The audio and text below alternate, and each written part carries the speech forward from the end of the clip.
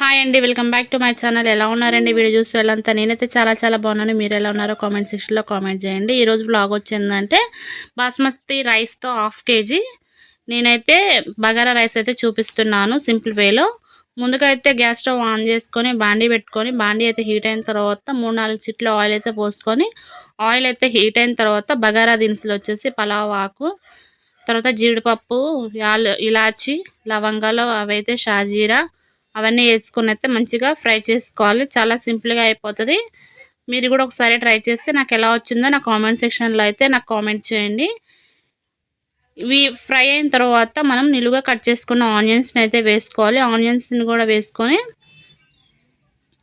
ఆనియన్స్ని కూడా ఫ్రై అయిన తర్వాత కొద్దిగా తర్వాత 4-5 పచ్చిమిర్చిని కట్ చేసి వేసుకోవాలి. మీరు కట్ చేసుకున్నా పర్వాలేదు, నిలువుగా మామూలుగా వేసుకున్నా పర్వాలేదు.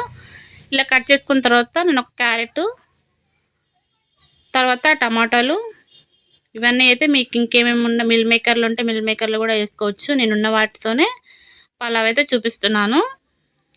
ఇంక ఇవి మంచిగా ఫ్రై అయిన తర్వాత అల్లం వెల్లుల్లి పేస్ట్, కొత్తిమీర, పుదీనాను అయితే వేసుకొని మీ టేస్ట్కి సరిపడా సాల్ట్ కూడా ఒకేసారి అయితే వేసుకొని ఆ పచ్చివాసన అంతా పోయే వరకు అయితే మనము మంచిగా ఫ్రై చేసుకోవాలి. మనకి మెయిన్గా పలావ్కి వచ్చేసి ఈ ఫస్ట్ చేసేది అనమాట. ఇట్లా అల్లం వెల్లుల్లి పేస్ట్ అయితే మొత్తం వేసుకున్న తర్వాత మంచిగా ఫ్రై అయిన తర్వాత మీరు ఎన్ని గ్లాసుల రైస్ అయితే తీసుకుంటారో అంత మెజర్మెంట్స్ అయితే తీసుకోండి. నేను వచ్చేసి 3 గ్లాసుల రైస్ తీసుకున్నాను. 3 గ్లాసులకి 7 గ్లాసుల వాటర్ అయితే తీసుకున్నాను అనమాట. ఒక గ్లాస్ ఎప్పుడైనా ఎగస్ట్రా అనమాట. నేను 7 గ్లాసుల నీళ్ళు అయితే తీసుకున్నాను.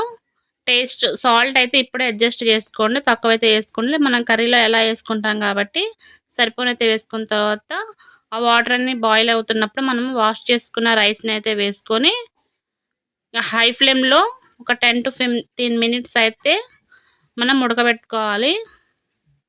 ఒకసారి కలుపుకోవాలి. మళ్ళీ ఏంటంటే కలిపితే రైస్ అనేది ఇరిగిపోతుంది.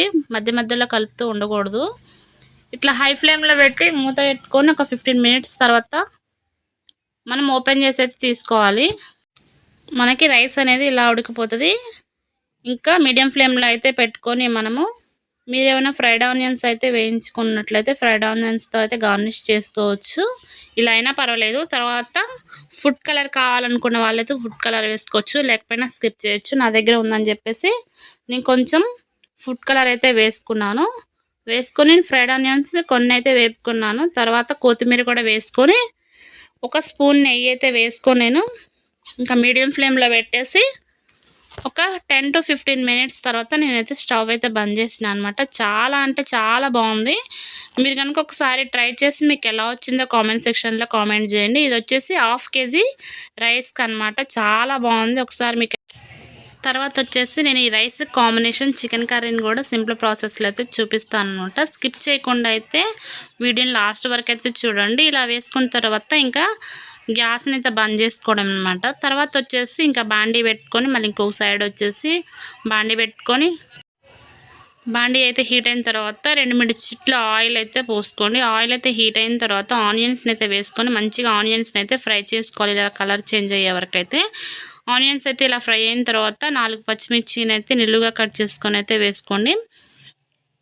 ఆ పచ్చిమిర్చి కూడా హీట్ అయిన తర్వాత ఫ్రై అయిన తర్వాత వాష్ చేసుకున్న 1/2 kg చికెన్, ఇది చికెన్ కూడా 1/2 kg అయితే చూపిస్తున్నాను. 1/2 kg చికెన్ అయితే వాష్ చేసుకుని వాటర్ లేకుండా ఆ చికెన్ని కూడా మంచిగా వేసుకొని ఫ్రై చేసుకోవాలన్నమాట. చాలా త్వరగా అయిపోతుంది. అండ్ ఆ బగారా రైస్కి చికెన్ కాంబినేషన్ అయితే చాలా బాగుంటుంది. ఒకసారి అయితే ట్రై చేయండి. చికెన్ అయితే వేసుకున్న తర్వాత మొత్తం అయితే ఒకసారి కలుపుకొని సాల్ట్ అలాంటివి అయితే ఏమీ లేకుండా మూత పెట్టేసి ఒక 10 to 15 మినిట్స్ అయితే ఆ వాటర్తోనే చికెన్ మొత్తం బాయిల్ అయ్యేంత వరకు అయితే మనము చికెన్ అయితే ఉడకబెట్టుకోవాలి. ఇలా మగ్గిన తర్వాత ఓపెన్ చేసి అట్లా వాటర్ అయితే ఆయిల్ అయితే పైకి తేలినప్పుడు, వాటర్ ఇంకిపోయి ఆయిల్ తేలుతున్నప్పుడు టేస్ట్కి సరిపడా సాల్ట్ అయితే వేసుకోవాలన్నమాట. ఇప్పుడైనా వేసుకోవచ్చు, కర్రీ చివరిలో అయితే వేసుకోవచ్చు. ఇప్పుడు ముక్కకు పట్టాలి కాబట్టి సాల్ట్ అయితే వేసుకోండి. తర్వాత కొద్దిగా పసుపు అయితే వేసుకొని ఆ పచ్చివాసన అంతా పోయే వరకు అయితే చికెన్ అయితే ఫ్రై చేసుకోవాలి. ఇది విలేజ్ స్టైల్ అండ్ నేను చేసిన స్టైల్ అనమాట. నచ్చిద్ది అని అనుకుంటున్నాను. నచ్చితే కనుక ఖచ్చితంగా అయితే ట్రై చేసి మీకు ఎలా వచ్చిందో నాకు కామెంట్ చేయండి. ఈ చికెన్ మొత్తాన్ని అయితే మనము ఫ్రై చేసుకున్న తర్వాత మూత పెట్టి మళ్ళీ ఒక 10 to 15 మినిట్స్ అయితే మగ్గించుకోవాలి. ఇలా ఆయిల్ అయితే తేలుతున్నప్పుడు కారాన్ని అయితే వేసుకోవాలి. మీ కారాన్ని బట్టి మీ టేస్ట్ని బట్టి అయితే కారాన్ని అయితే వేసుకోండి. నేనైతే స్పూన్ అయితే వేసుకున్నాను. మా కారం అయితే మంట ఉంటుందని చెప్పేసి కారం అయితే వేసాను. కారం వేసుకున్న తర్వాత ఒకసారి మొత్తాన్ని అయితే తిప్పి చికెన్ మొత్తాన్ని అయితే కలుపుకొని ఫ్రై అయిన దాంట్లో మనము సన్నగా కట్ చేసుకున్న ఒక 2 టమాటాలను అయితే వేసుకోవాలి. మీడియం సైజు టమాటాలను అయితే వేసుకొని ఆ టమాటాలు కూడా మగ్గే వరకు అయితే మనము చికెన్ అయితే కుక్ చేసుకోవాలి. ఫ్రై అయినా బాగుంటుంది, ఇట్లా టమాటా వేసుకొని చేసుకున్నా కూడా బాగుంటుంది అన్నమాట. ఇట్లా టమాటాలు మొత్తం అయితే మగ్గిన తర్వాత టమాటాలు అయితే మగ్గిపోయిన తర్వాత గరం మసాలా అయితే వేసుకోవాలని ఇంట్లో తయారు చేసుకున్న గరం మసాలాను అయితే వేసుకున్నాను. కొద్దిగా చికెన్ మసాలా అయితే వేసుకొని అల్లం వెల్లుల్లి పేస్ట్, ఓన్లీ అల్లం వెల్లుల్లి పేస్ట్ అయితే ఫ్రెష్గా దంచి పెట్టుకున్నది అయితే వేసుకున్న తర్వాత కొద్దిగా కొత్తిమీర అయితే వేసుకొని మొత్తాన్ని ఒకసారి మనము కలుపుకోవాలన్నమాట. ఇంకా మనకి కూర అయితే ఫైనల్గా అయితే వచ్చింది. ఇంత కలుపుకున్న తర్వాత మీకు వాటర్ కావాలంటే వాటర్ పోసుకోవచ్చు, లేకపోతే ఇలా అయినా ఫ్రై చేసుకోవచ్చు. నేను లైట్గా అయితే వాటర్ పోసుకున్నాను. ఈ చికెన్ అంతా మీడియం ఫ్లేమ్లో అయితే పెట్టుకొని చికెన్ మంచిగా మగ్గించుకుంటే ఆ స్పైసెస్ అన్నీ చికెన్ ముక్కకైతే మంచిగా పడతాయి.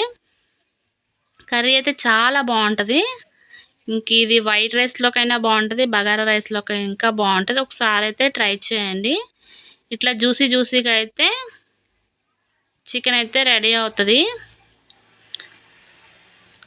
ఇంకా మనం స్టవ్ ఆఫ్ చేసుకొని రైస్తో అయితే సర్వ్ చేసుకోవడం అనమాట. ఒకసారి సర్వింగ్ ప్లేట్లోకి అయితే సర్వ్ చేసుకొని ఆనియన్స్ అయితే పక్కన పెట్టుకొని వేడి అన్నం చికెన్ అయితే వేసుకొని తింటే చాలా అంటే చాలా బాగుంటుంది. ఐ హోప్ ఈ వీడియో అయితే మీకు నచ్చింది అనుకుంటున్నాను. నచ్చితే కనుక ప్లీజ్ లైక్ చేయండి, షేర్ చేయండి అండ్ సబ్స్క్రైబ్ చేయండి. పక్కనే ఉన్న బెల్ ఐకాన్ క్లిక్ చేస్తే నేను ఏ వీడియో పోస్ట్ చేసినా మీ వరకు అయితే రీచ్ అవుతుంది. Thank you for watching.